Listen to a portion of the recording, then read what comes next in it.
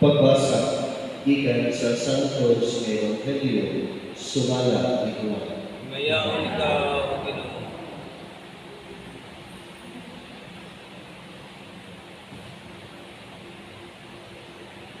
Miligid si Pedro ug nakita niya nga misunod kanila ang tinunan nga pinangga ni Jesus.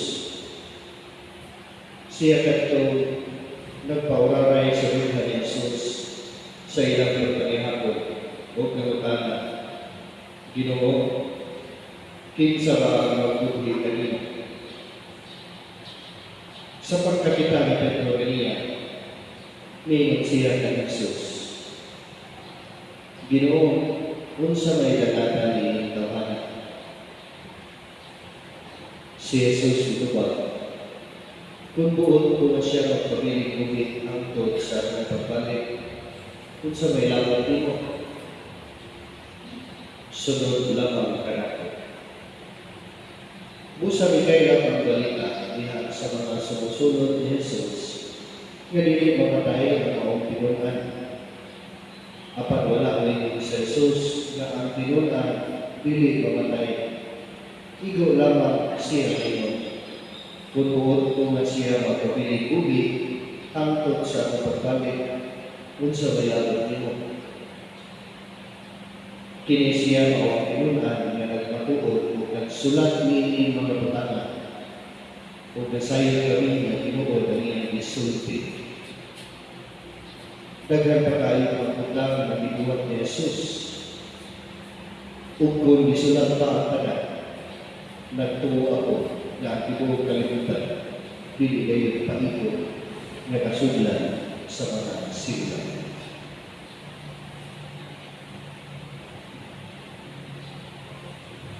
Ang Ebanghelyo sa Ginoo.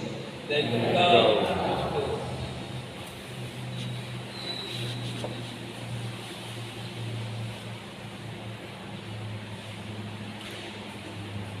Ang kalinaw sa Ginoo sa kanunay mana kanina. Naasab ka nimo. Kung atong kasabot ang Ebanghelyo isulat ni San Juan, adunay usa ka tawo na misteryoso kayo ang identity. Mo na siya gitawag og the beloved disciple o ang tinunan na pinangga ni Jesus. Kinsa may beloved disciple? Importante kaya ang role dito sa Ebanghelyo ni Juan. Apan wala ngayon nanli kinsa may beloved disciple. Kunya kung atong basahon, we will realize nga the identity of isang galing ni beloved disciple does not really matter much. No? Dili importante. Ang importante is kung sa may mensahe, kung sa may dala, kung sa may pupok pasabot sa tinunan na pinangga ni Jesus.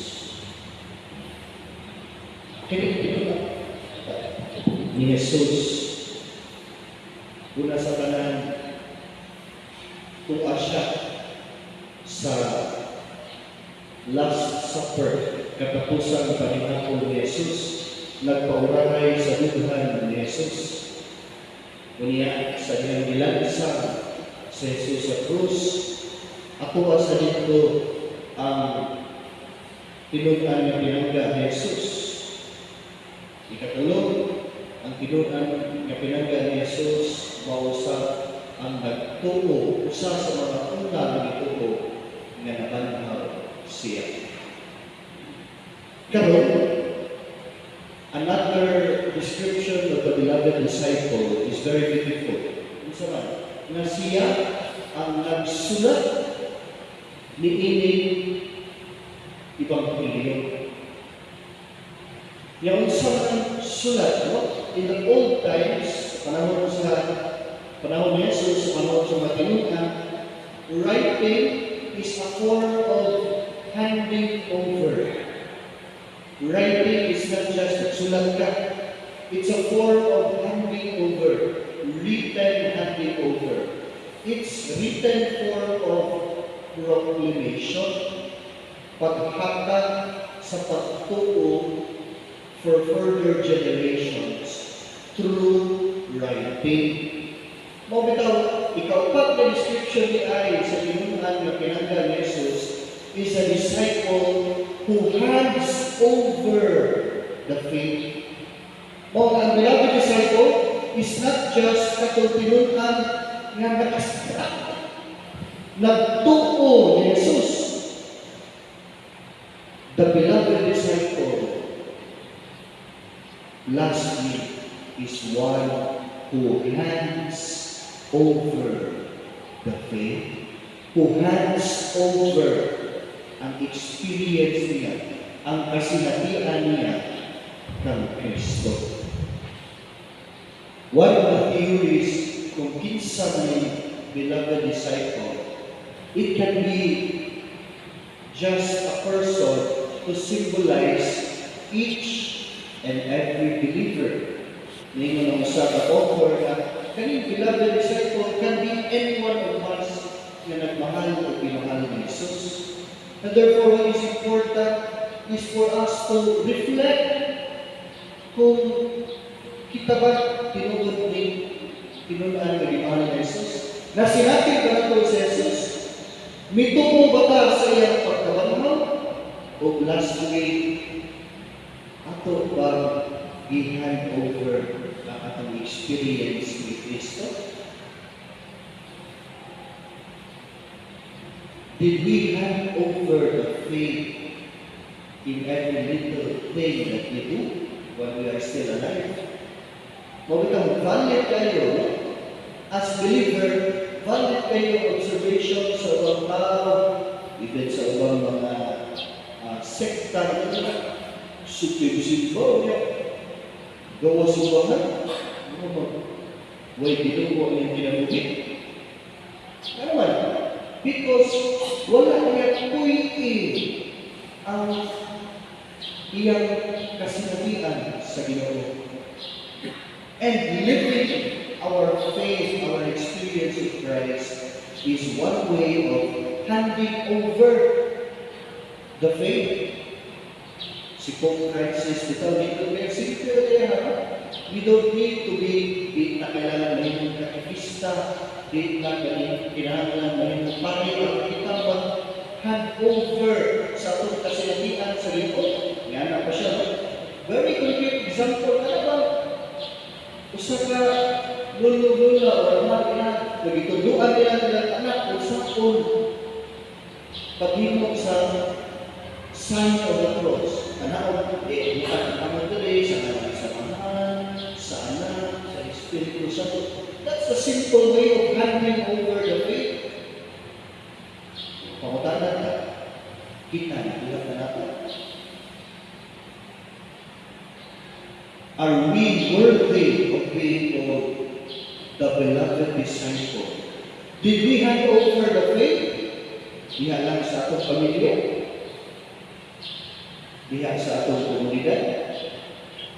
Or we are still selfish? Ato lang ang atong kasinatian sa Ginoo. Ato para. Kita rin buwas.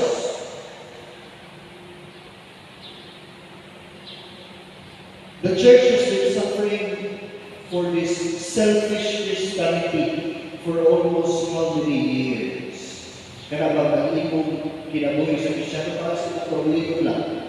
Huwag ka nakuha para sa uban. Nakalimutan ito, no? Nga, importante sa diyan part sa misa, magulong na balik, tapos sa misa, data ang kalinaw ni Kristo. Ang buot ko sa mga na, dili kay nahuman ang misa, buuli na mo. Ang buot ko sa mga na, tapos sa misa, karon kuyan na nato ang misteryo na atong isaulo. Ato lang i-hand over ang atong nasinati diya sa Santos Misa. Mga igsuon, sa atong kapadayon ng Santos Misa, sa atong pagkalawat, salamat sa dugo ni Kristo, mga kita sa kusog, na kuyan na ang atong kasinatian ni Kristo. Dili kinahanglan mo mahimo kang pari, katikista o sa parang aktibo kayo sa simbahan.